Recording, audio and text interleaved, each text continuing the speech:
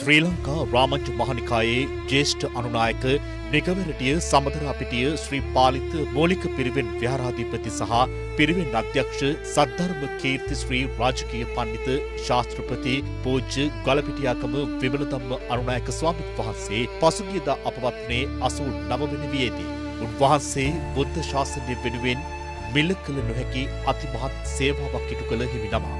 ලොව පුරා භික්ෂු ශාසනය සුපෝෂණය කළ උන්වහන්සේ උගත් බුද්ධිමත් සංඝ පරපුරක් බිහි කිරීමටද කටයුතු කළා.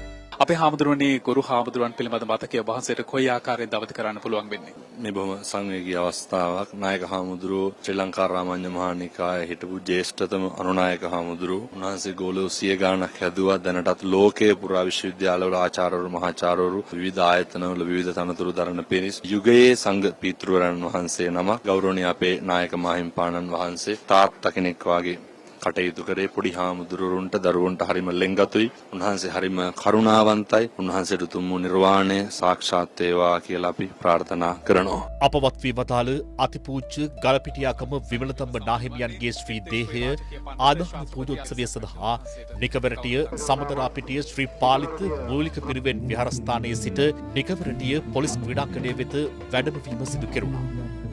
රැස් සිටි පිරිසගේ සෝසුසුම් මැත්තේ ආගමික වතාවත් වලින් අනතුරුව උන්වහන්සේගේ දේහය ආදාහනය කිරීම සිදු කෙරුණා. පහසුකම් සියල්ල සපුරා ළමද එතුමන් ළඟින් ලැබෙන්නේ